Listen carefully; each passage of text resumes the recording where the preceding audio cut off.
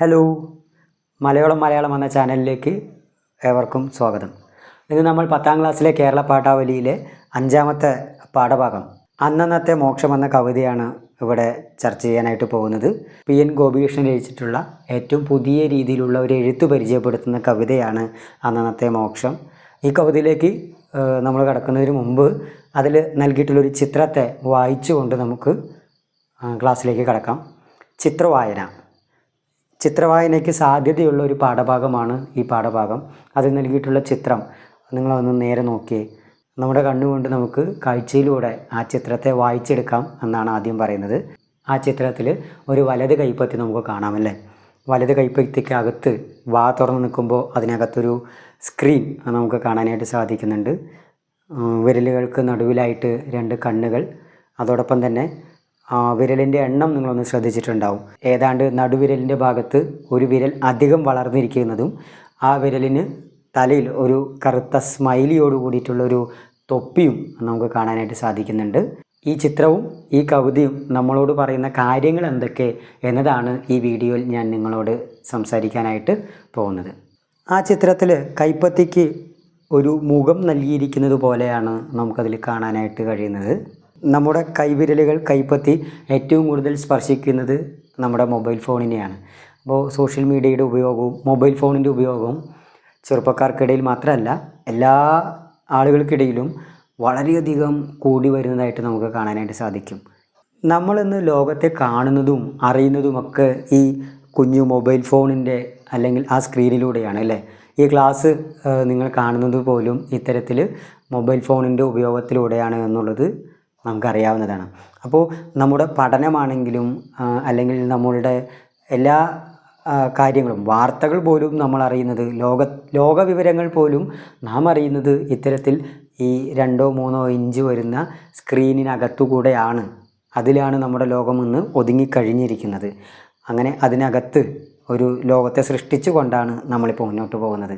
അതിനെ വിമർശനാത്മകമായ തലങ്ങളിലും അതിൻ്റെ ആ ഒരു രീതിയെപ്പറ്റി ഈ കവിതയിൽ അവതരിപ്പിച്ചിരിക്കുകയാണ് കവി.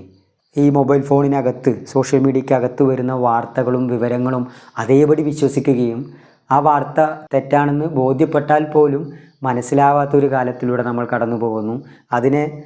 അതിനു മുമ്പ് തന്നെ ഈ വാർത്തയെ ലോകത്തേക്ക് എല്ലാ ആളുകളിലേക്കും എത്തിക്കുക എന്നുള്ള ഒരു ശീലം കൂടി നമുക്കിടയിലേക്ക് എത്തിയിട്ടുണ്ട്. ആ ഒരു രീതിയെ എന്ത് കണ്ടാലും ഷെയർ ചെയ്യുന്ന ഇത്തരത്തിലുള്ള മെസ്സേജ് എല്ലാവരിലേക്കും എത്തിക്കുന്ന ആ ഒരു സ്വഭാവത്തെ പരിഹസിക്കുക കൂടിയാണ് അന്നന്നത്തെ മോക്ഷം എന്ന കവിതയിലൂടെ എഴുത്തുകാരൻ നിർവഹിക്കുന്നത്. ആദ്യം ഈ കവിതയൊന്ന് വായിച്ചതിന് ശേഷം നമുക്കതിനെപ്പറ്റി ചർച്ച ചെയ്ത് മുന്നോട്ട് പോകാം. അന്നന്നത്തെ മോക്ഷം. മൊബൈലിൽ വന്ന ഒരു തമാശ വായിച്ച് എനിക്ക് വലം കൈയിൽ ഒരു വിരൽ കൂടി മുളച്ചതായി തോന്നി. കൃഷ്ണമണി ഒന്നുകൂടി തിളങ്ങിയ പോലെ, കാലിൽ ചെരുപ്പ് ഇക്കിളിയിടും പോലെ. എൻ്റെ മനസ്സിൻ്റെ ഖജനാവിൽ തന്നെ ഇരിക്കുകയാണെങ്കിൽ ആ തമാശ വളിക്കും, പൊളിക്കും, ചെയ്യും. അതിനാൽ ഞാനത് 150 പേർക്ക് വിതരണം ചെയ്തു. ഒരു തമാശ കൊണ്ട് 150 പേരെ ഊട്ടിയാൽ പിന്നെ നിങ്ങളല്ല. 150 വായനക്കാരുടെ കർത്താവാണ്. 150 സിനിമകളിലെ ഹാസ്യതാരമാണ്. 150 ലോകങ്ങളുടെ ഉടമയാണ്. കവിത വായിച്ചല്ലോ. ഇനി അതിനെപ്പറ്റി വേഗം കുറച്ച് കാര്യങ്ങൾ സംസാരിക്കാം. ഏകലവ്യൻ എന്ന് പറയുന്ന പുരാണത്തിലൊരു കഥാപാത്രത്തെ നിങ്ങൾ കേട്ട് പരിചയം ഉണ്ടാവും. ആയുധവിദ്യ അഭ്യസിക്കുന്നതിനു വേണ്ടി തൻ്റെ ഗുരുനാഥന് കയ്യിലെ തള്ളവരൽ മുറിച്ച് നൽകിയ ഒരു കഥാപാത്രമാണ് ഏകലവ്യൻ. വിരൽ മുറിച്ചു മാറ്റിയ ഏകലവ്യന് നമുക്ക് പരിചയമുണ്ട്. എന്നാൽ ഇവിടേക്ക് വരുമ്പോൾ അന്നന്നത്തെ മോക്ഷം എന്ന കവിതയിൽ വിരൽ മുളച്ചു വരുന്ന, സാധാരണ മനുഷ്യർക്കുള്ള വിരലിനേക്കാൾ ഒന്നധികം കൂടി വരുന്ന ഈ കാലഘട്ടത്തിൽ മൊബൈൽ ഫോണിലേക്ക് ചുരുങ്ങുമ്പോൾ അധികം വിരലുകളുണ്ടെങ്കിൽ കുറച്ചുകൂടി എളുപ്പമായി എന്ന് കരുതി പോകുന്ന ഒരു തലമുറയെ അല്ലെങ്കിൽ എല്ലാ ജനവിഭാഗങ്ങളെയും സൂചിപ്പിക്കാൻ വിരൽ അധികം വളർന്നതിനെ ഈ കവിതയിൽ അടയാളപ്പെടുത്തുകയാണ്. മൊബൈൽ ഫോണിൽ ഒരു തമാശ വരികയും ആ തമാശ വായിച്ചപ്പോൾ തൻ്റെ ഉള്ളിൽ മറ്റുള്ളവരിലേക്ക് എത്തിക്കാനുള്ള ഒരു ആകാംക്ഷയുടെ പുറത്ത് തൻ്റെ കയ്യിലേക്ക് ഒരു വിരൽ അധികം മുളച്ചതായിട്ട് എഴുത്തുകാരന് തോന്നുകയാണ്. ആ തമാശ, ആ മെസ്സേജ് വായിച്ചപ്പോൾ തൻ്റെ കണ്ണിന് ഒരു വല്ലാത്ത തിളക്കവും തൻ്റെ കാലിനടിയിൽ ഒരു ഇക്കിളി ഇടുന്ന ഒരു സുഖവും അദ്ദേഹം സ്വയം അനുഭവിക്കുന്നു. ഇത്തരത്തിൽ വാട്സപ്പ് മെസ്സേജുകളിലൂടെയും സോഷ്യൽ മീഡിയ വാർത്തകളിലൂടെയും ഹരം കൊള്ളുന്ന വലിയ ലഹരി കാണുന്ന ഒരു വിഭാഗം ആളുകളെയാണ് ഇവിടെ സൂചിപ്പിക്കുന്നത്. ആ തമാശ അല്ലെങ്കിൽ ആ വാർത്ത തൻ്റെ ഉള്ളിൽ മാത്രം ഒതുങ്ങിയാൽ ആ തമാശ വളിക്കുകയും പൊളിക്കുകയും ചെയ്യുകയും ചെയ്യും. അങ്ങനെ ആ തമാശ ഒന്നുമേ ഇല്ലാതെ നശിച്ചു പോവും. അതുകൊണ്ട് ആ അറിഞ്ഞ വിവരത്തെ മറ്റുള്ളവരിലേക്ക് എത്തിക്കുക, ഒരു പരദൂഷക കമ്മിറ്റി എന്നതുപോലെ തന്നെ മറ്റുള്ളവരിലേക്ക് പരമാവധി വിതരണം ചെയ്യുക എന്നുള്ള ഒരു മാനസികാവസ്ഥയിലേക്ക് നമ്മൾ മലയാളികൾ മാറുന്നു എന്നുള്ളതാണ്. ഞാൻ അറിഞ്ഞ ആ തമാശയോ ആ വിവരമോ മറ്റുള്ളവരിലേക്ക് എത്തിക്കാതിരിക്കാൻ എന്നെക്കൊണ്ട് കഴിഞ്ഞില്ല. അതുകൊണ്ട് ഞാനത് ഒരു 150 ആളുകളിലേക്ക് ഞാൻ ആ മെസ്സേജ്, ആ വാർത്ത ഷെയർ ചെയ്ത് കഴിഞ്ഞു. അങ്ങനെ 150 പേരിലേക്ക് ആ വാർത്ത എത്തിക്കുമ്പോൾ ഞാൻ ആരായിത്തീരുന്നു? ഒരു തമാശ കൊണ്ട് 150 പേരെ ഊട്ടി അങ്ങനെ ഞാൻ സ്വയം തന്നെ ഒരു കർത്താവാവുകയാണ്. 150 ആളുകളുടെ കർത്താവായിട്ട് ഞാൻ മാറുകയാണ്. ഈ വരികൾ യേശുദേവനെയാണ് ഓർമ്മിപ്പിക്കുന്നത്. ബൈബിളിൽ പറയും പോലെ 5 അപ്പം കൊണ്ട് 5000 പേർക്ക് അവരുടെ വിശപ്പ് മാറ്റാൻ പാവപ്പെട്ടവർക്കിടയിലേക്ക് എത്തുകയും 5 അപ്പം കൊണ്ട് 5000 പേരിലേക്ക് എത്തിക്കുകയും ചെയ്ത യേശുദേവനൊപ്പമാണ് ഈ 150 പേർക്ക് ഈ തമാശ അയച്ചു കൊടുക്കുന്നതിലൂടെ ഒരു കർത്താവായിട്ട് ഇദ്ദേഹം മാറുന്നത്. ഹാസ്യാത്മകമായിട്ട് ഈ 2 പ്രവൃത്തിയെയും ഒരു മെസ്സേജിലൂടെ സ്വയം തന്നെ ഒരു യേശുക്രിസ്തുവായി എന്നുള്ളൊരു തോന്നലിലേക്ക്, അല്ലെങ്കിൽ എല്ലാത്തിൻ്റെയും സൃഷ്ടാവ് കർത്താവ് ഞാനാണെന്നുള്ള ഒരു തെറ്റിദ്ധാരണയിലേക്ക് ഒരു മനുഷ്യൻ എത്തിച്ചേരുന്നു എന്നുള്ളതാണ് ഈ വരികളിൽ സൂചിപ്പിക്കുന്നത്. അതോടൊപ്പം 150 സിനിമകളിലെ ഹാസ്യതാരമായിട്ട് മാറുന്നു. ഞാൻ ചിരിച്ചതുപോലെ, എന്നിൽ ആകർഷിക്കപ്പെട്ടതുപോലെ 150 പേർക്ക് ഈ മെസ്സേജിലൂടെ, വാർത്തയിലൂടെ 150 പേർക്കും ഒരു ഹാസ്യ കഥാപാത്രമാവാൻ സാധിച്ചു. അതോടൊപ്പം തന്നെ 150 ലോകം, 150 പേരുടെ 150 സങ്കല്പ ലോകങ്ങളിലേക്ക് ഉടമയാവാൻ എനിക്ക് സാധിച്ചു.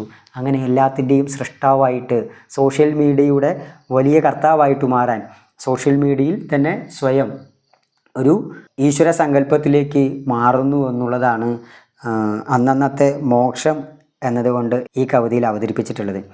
അന്നന്നത്തെ മോക്ഷം, ഓരോ ദിവസവും ഓരോ മണിക്കൂറും ഇത്തരത്തിൽ മറ്റുള്ളവരിലേക്ക് വാർത്ത പ്രചരിപ്പിച്ച് സ്വയം മോക്ഷം നേടുന്ന മലയാളികളെ ഈ കവിതയിലൂടെ വിമർശിക്കുകയാണ് കവി ചെയ്യുന്നത്. അന്നന്നത്തെ മോക്ഷം എന്ന വരിയേക്കാൾ എനിക്ക് പെട്ടെന്ന് തോന്നുന്നത് ഓരോ നിമിഷത്തെയും മോക്ഷമെന്ന് ഈ കവിതയ്ക്ക് തലക്കെട്ട് കൊടുത്താലും യാതൊരു തെറ്റുമില്ല. കാരണം ഒരു ദിവസമല്ല, ഓരോ മണിക്കൂറും ഓരോ സെക്കൻഡ് പോലും ഇത്തരത്തിൽ വാർത്തകൾ മറ്റുള്ളവരിലേക്ക് എത്തിക്കുകയും പ്രചരിപ്പിക്കുകയും ദുഷ്ടലാക്കോടുകൂടിയിട്ട് അതിൽ സ്വയം ആത്മരതി കണ്ടെത്തുകയും ചെയ്യുന്ന ആളുകളായിട്ട് നമ്മൾ അധപ്പതിക്കുന്നുണ്ടോ എന്ന് നമ്മൾ തന്നെ നമ്മളെ വിലയിരുത്തേണ്ട ഒരു കാലമാണ്. നമുക്കറിയാം അല്ലേ, നമ്മുടെ വാട്സപ്പുകളിലും അതുപോലെ തന്നെ സോഷ്യൽ മീഡിയ പ്ലാറ്റ്ഫോമുകളിലുമൊക്കെ ഇത്തരത്തിൽ വരുന്ന കപട മെസ്സേജുകൾ രാഷ്ട്രീയത്തിൻ്റെ പേരിലാണെങ്കിലും ഭക്തിയുടെ പേരിലാണെങ്കിലും നമ്മുടെ ചരിത്രത്തെ തന്നെ വളച്ചൊടിക്കുന്ന രീതിയിൽ തെറ്റായ വസ്തുതകളെ, തെറ്റായ കാര്യങ്ങൾ പ്രചരിപ്പിച്ചുകൊണ്ട് നമ്മുടെ വാട്സപ്പുകളിൽ വരുന്ന മെസ്സേജുകൾ അത് അതേപടി വിശ്വസിക്കുകയും അത് 150 പേരിലേക്ക് എത്തിക്കാൻ യാതൊരു മടിയുമില്ലാതെ, ഒരു ലജ്ജയുമില്ലാതെ അതിൻ്റെ പിന്താങ്ങുന്ന ആളുകളായിട്ട് നമ്മുടെ ഇടങ്ങളിൽ ചിലരെങ്കിലും മാറുന്നുണ്ട്. ഇപ്പോഴും ഫോർവേഡ് മെസ്സേജുകൾ 10 പേരിലേക്കോ 10 ഗ്രൂപ്പുകളിലേക്കോ അയച്ചു കഴിഞ്ഞാൽ നമ്മുടെ ബാറ്ററി ഫുള്ളാവും, അല്ലെങ്കിൽ ഒരു മാസത്തെ 120 GB അല്ലെങ്കിൽ 3 GB സൗജന്യമായി കിട്ടും എന്നുള്ള വാർത്തകൾ കണ്ടു കഴിഞ്ഞാൽ നിങ്ങൾക്ക് പോലും അത്തരത്തിൽ മെസ്സേജുകൾ വരികയും ഷെയർ ചെയ്യാൻ താല്പര്യപ്പെടുന്ന ആളുകളാണ് നമുക്കിടയിലുള്ളത്.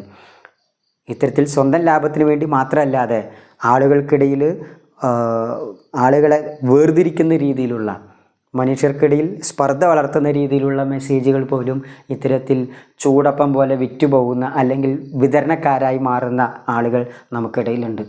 അപ്പോൾ അന്നന്നത്തെ മോക്ഷം എന്ന് പറയുന്നത്, ഈ കവിത നമ്മളോട് ചർച്ച ചെയ്യുന്നത് തീർച്ചയായിട്ടും മനുഷ്യൻ്റെ വാർത്താ പ്രചരണ രീതിയിലുള്ള അപജയത്തെയാണ്. നേരാണോ നെറുകേടാണോ എന്ന് അറിയുന്നതിന് മുമ്പ് ആളുകൾക്കിടയിലേക്ക് എത്തിക്കുന്ന ഒരു ശീലം. ഇതിന്ന് നവമാധ്യമങ്ങളുടെ ലോകത്ത് മാത്രമല്ല, ഇതിപ്പോൾ വാർത്താ മാധ്യമങ്ങളിൽ കൂടി ഇത്തരത്തിലുള്ള ഒരു ഉത്തരവാദിത്വമില്ലായ്മ നമ്മൾ കണ്ട് വരുന്നുണ്ട് അല്ലേ. അപ്പോൾ അങ്ങനെ ആവരുത്. അന്നത്തെ മോക്ഷം ഇത്തരത്തിൽ ഫോർവേഡ് മെസ്സേജുകൾ അയച്ചു കൊടുത്ത് ഇക്കിളിപ്പെടുന്ന സുഖത്തിൽ അടയിരിക്കുവാനല്ല, നേരറിഞ്ഞു വേണ്ട നമ്മൾ പെരുമാറാൻ. ആ ഒരു ബോധ്യം കൂടിയാണ് കവി നമ്മളോട് ഷെയർ ചെയ്യാനായിട്ട് ഉദ്ദേശിക്കുന്നത്. കൂടാതെ ആ കൈപ്പത്തിക്കകത്ത് മുളച്ചു വരുന്നത് നടുവിരലാണെന്നുള്ളതും ശ്രദ്ധിക്കണം. നമ്മൾ മലയാളികളുടെ സ്വഭാവത്തിലുണ്ടാകുന്ന വൈകൃതങ്ങളും ആ സ്വഭാവത്തിൻ്റെ മാറ്റങ്ങളെയും നടുവിരലിൻ്റെ അധികമായിട്ടുള്ള വളർച്ചയെ സൂചിപ്പിക്കുന്നുണ്ട്. എന്നാൽ യഥാർത്ഥത്തിൽ നമുക്ക് മുളച്ചു വരേണ്ടിയിരിക്കുന്ന വിരൽ നമ്മുടെ ചൂണ്ടുവിരലാണ്. നെറികേടിനെതിരെ, അനീതിക്കെതിരെ, നേരിനും സത്യത്തിനും വേണ്ടി വിരൽ ചൂണ്ടുവാനുള്ള ആളുകൾ ആയിട്ടും നമുക്ക് മാറേണ്ടതുണ്ട്. ആ ശേഷി നമുക്ക് പതിയെ പതിയെ കുറഞ്ഞു വരുന്നുണ്ട് എന്നുള്ളതും ഈ വിരലിൻ്റെ അധികമായ വളർച്ച അടയാളപ്പെടുത്തുന്നു എന്നാണ് ഞാൻ മനസ്സിലാക്കുന്നത്. നിങ്ങൾക്ക് ഈ കവിത, അതിൻ്റെ വിമർശനാത്മകമായ സ്വഭാവം, നമ്മൾ ആളുകൾക്കിടയിലേക്ക് വരുന്ന സോഷ്യൽ മീഡിയയുടെ ഉപയോഗം, തെറ്റായ വാർത്തകളുടെ പ്രചരണ രീതി, അത് മറ്റുള്ളവരിലേക്ക് എത്തിക്കുമ്പോൾ, അപകീർത്തിപ്പെടുത്തുന്ന രീതിയിലുള്ള വാർത്തകൾ എത്തിക്കുമ്പോൾ അതിൽ സ്വയം സന്തോഷിക്കുന്ന ആളുകളായിട്ട് മാറുന്ന ഒരു ജനവിഭാഗം, ഇതിനെയെല്ലാം അടയാളപ്പെടുത്തുന്ന വളരെ രസകരമായിട്ടുള്ള ഒരു കവിതയാണ് PN ഗോപികൃഷ്ണൻ്റെ അന്നന്നത്തെ മോക്ഷം.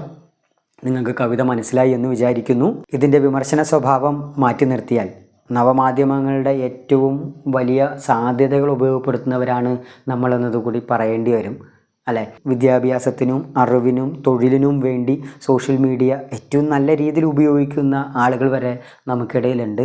അത്തരത്തിൽ ഈ അന്നന്നത്തെ മോക്ഷം എന്ന് പറയുന്ന നമ്മുടെ കൈപ്പത്തിക്കകത്ത് വളർന്നു വന്നിട്ടുള്ള ആ 2-3 ഇഞ്ച് സ്ക്രീനിന് ഏറ്റവും പോസിറ്റീവായ രീതിയിൽ അതിനെ ഉപയോഗപ്പെടുത്തുകയാണെങ്കിൽ, ഏറ്റവും ക്രിയാത്മകമായിട്ട്, ഏറ്റവും സർഗാത്മകമായിട്ട് ഉപയോഗപ്പെടുത്തുകയാണെങ്കിൽ അത് അന്നന്നത്തെ മോക്ഷമായിട്ട് മാറും. അതല്ലാത്ത പക്ഷം അത് മോക്ഷമാണോ എന്നുകൂടി ചിന്തിക്കേണ്ടിയിരിക്കുന്നു. എന്തായാലും ഈ കവിത നിങ്ങൾക്ക് ബോധ്യപ്പെട്ടു എന്ന് വിചാരിക്കുന്നു. ഈ വീഡിയോയുമായി ബന്ധപ്പെട്ട സംശയങ്ങളോ അല്ലെങ്കിൽ എന്തെങ്കിലും അഭിപ്രായങ്ങളുണ്ടെങ്കിൽ തീർച്ചയായിട്ടും കമൻറ്റ് ബോക്സിൽ നിങ്ങൾ അടയാളപ്പെടുത്തണം. പരീക്ഷ നടന്നുകൊണ്ടിരിക്കുകയാണ്. എല്ലാവർക്കും പരീക്ഷയിൽ ഏറ്റവും നന്നായിട്ട് തന്നെ എഴുതാൻ സാധിക്കട്ടെ എന്ന് ആശംസിക്കുന്നു. ബൈ.